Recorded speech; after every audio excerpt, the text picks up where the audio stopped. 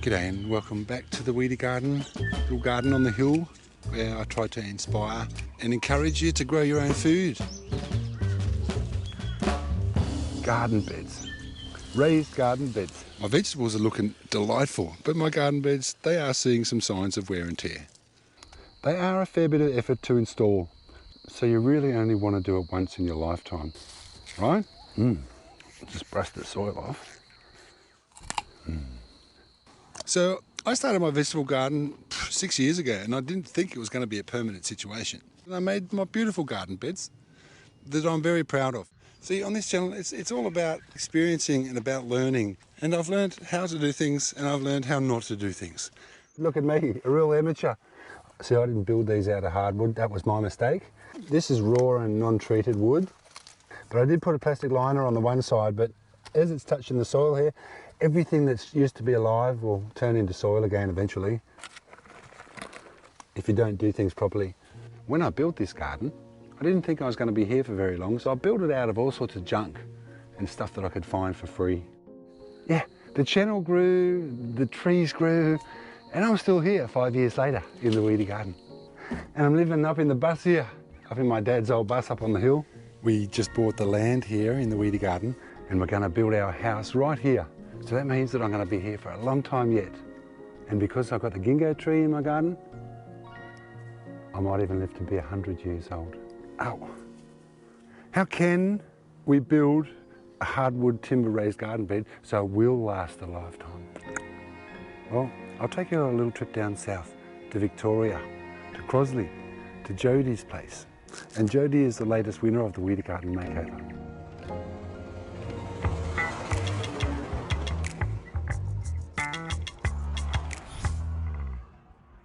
So Adam from Bedurveg, he drove 2,000 kilometres down south to show and tell how you build them right from the start when it comes to hardwood timber raised garden beds that you want to last a lifetime. Now, if you want to spend some money and do it right, you want to think about weeds and pathways. That's why I wanted to lay down weed mat. Jodie's garden is about 100 square metres. And to cover it with weed mat, it cost about $200. And then to cover the weed mat, we wanted a nice 5 centimetre layer of pebbles. And this part is important. And Adam, he'll tell you why in just a moment. It is a nice sized stone for the little walkways and a lovely colour as well. Nice.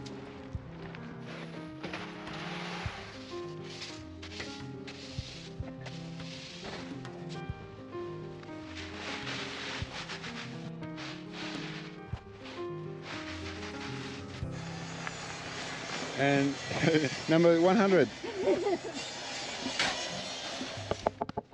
This is going to be nice when it's all finished.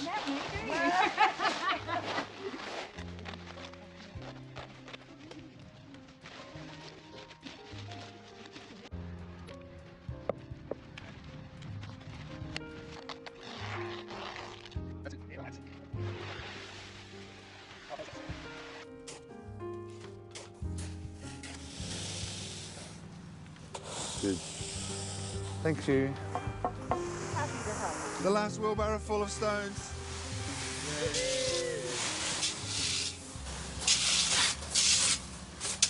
Hallelujah. Is everyone happy with their lunch? Oh yeah.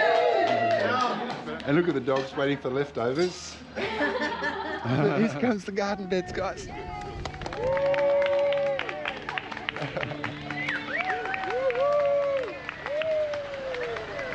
Oh, that was nice. G'day, mate. Weedy. They look awesome. Welcome. Made it, mate. What a welcoming. Right, great. Wow.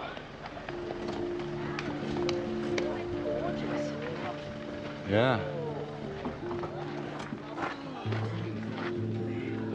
Look at this. Thanks, guys. Thank you. Congratulations. Thank you. Yeah, great. Thanks, Cool. and thank you for bringing them so far. I know it's You're a long welcome. way. Yeah, no, we'll take them anywhere. Yeah. Where So they need to go. fabulous. Thank you. They look so beautiful up there. They do look beautiful in the sun. Yeah. Yeah. Very exciting. Can't wait to see where they're going to go. I'll show you where we're going to put them. Okay. All right, there now. This looks is great. what we got Oh, prepared I love the pea gravel. yesterday. That's good. Yeah, Yeah. pea gravel's great.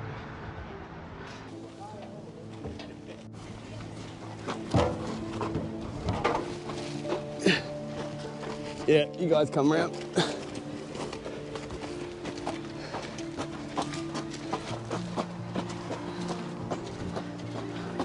Do you make them all? Yep. Are they heavy? Yeah, they're about 150 kilo, at least. That way you If we get...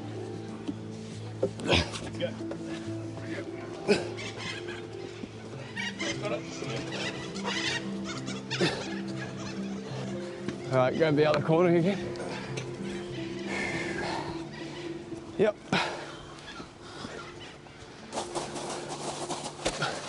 And then we'll just lift it to the corner, and once it's to the corner, we'll jump off.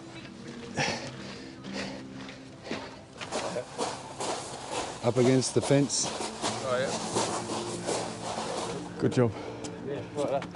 Yeah. We're putting the garden beds on the stones, Adam. Why are we doing that, mate?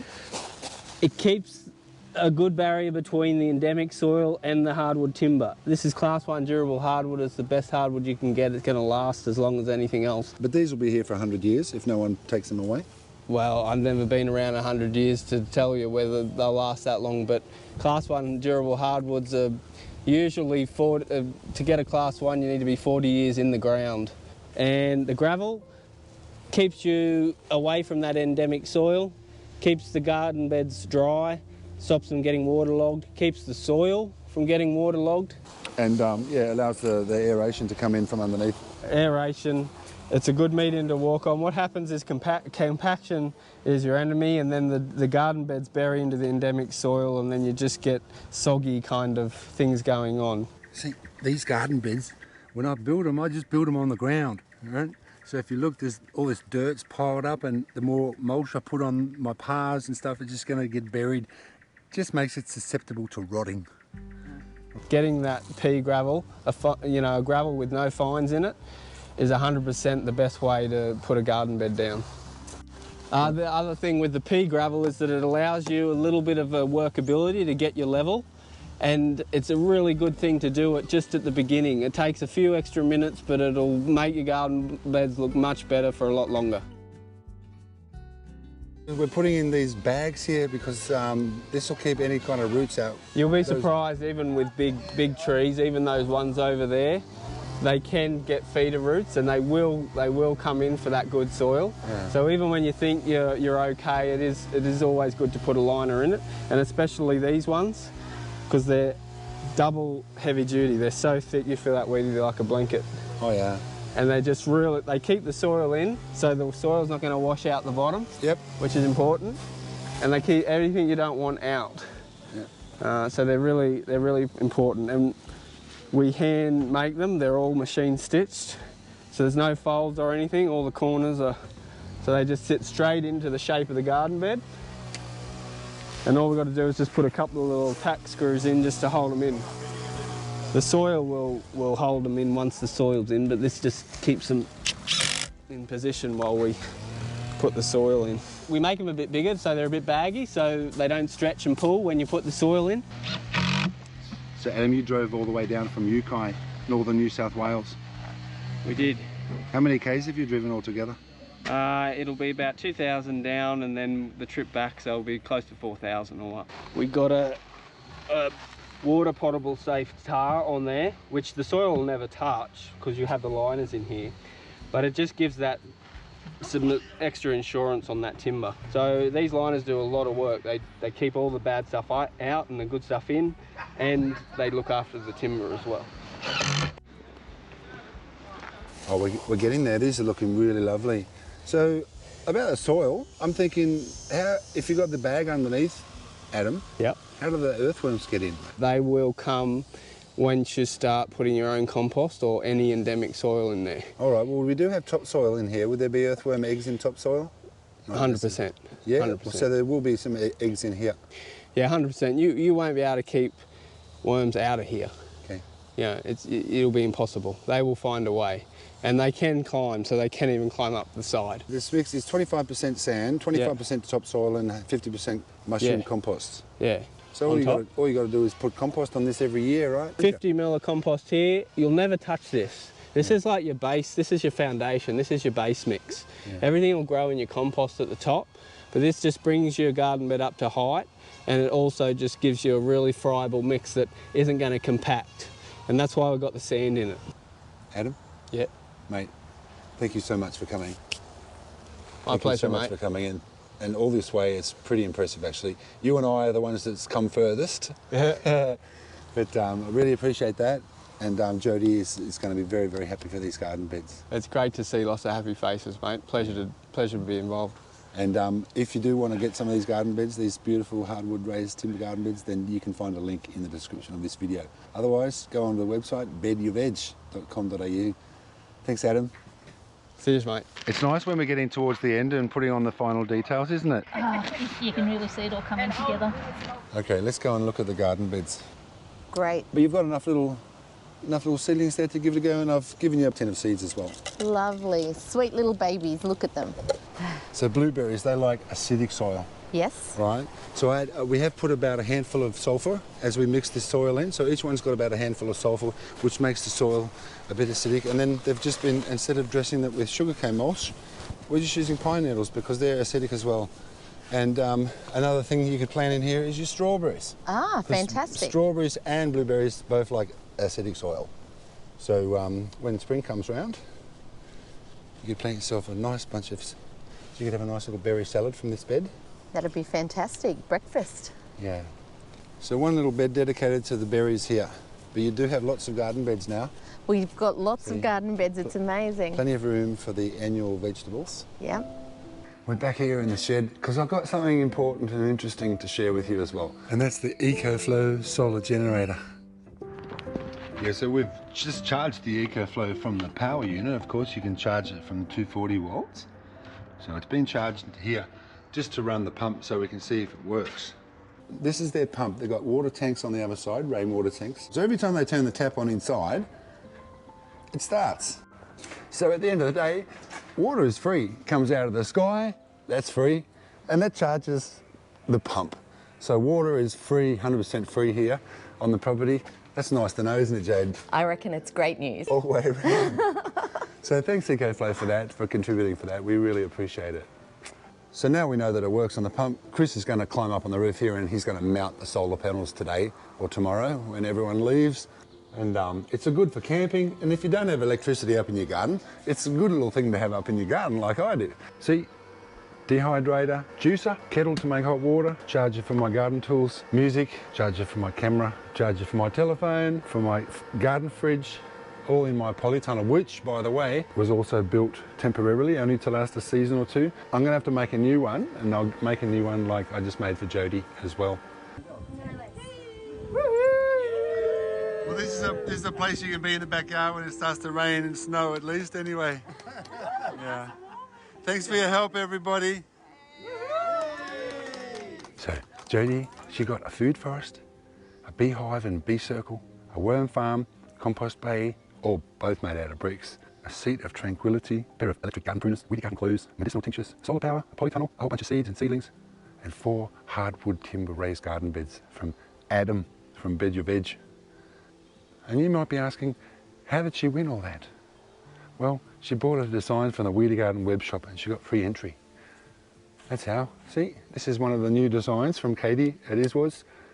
At the end of the day, it's not about how your hardwood timber raised garden beds look. It's about the soil inside them. And you want it to look like this, with lots of worms and life. That's what feeds your plants. It's called the soil food web, and that's what keeps you healthy and alive, everybody. Anyway, that's it for the makeover series. Next time I think I'll just do one epic video. No more series, it's kind of too much. I'd rather be making videos in my garden. And now I will. I'm going to live in the old bus and eat only the food my garden can produce and see if I can make 4 cubic meters of compost in 84 days. And last but not least, thanks to all my members and patrons and all you people out there that support the Weedy Garden Makeovers so we can share the joy of changing lives one garden at a time. We're going to finish, this is the last scene of the last video where we're going to say thanks for watching, of course. But Jodie, what do you reckon? I reckon it has been an amazing experience. I reckon my garden is 10 years ahead of where it could have been under my own steam. Yeah.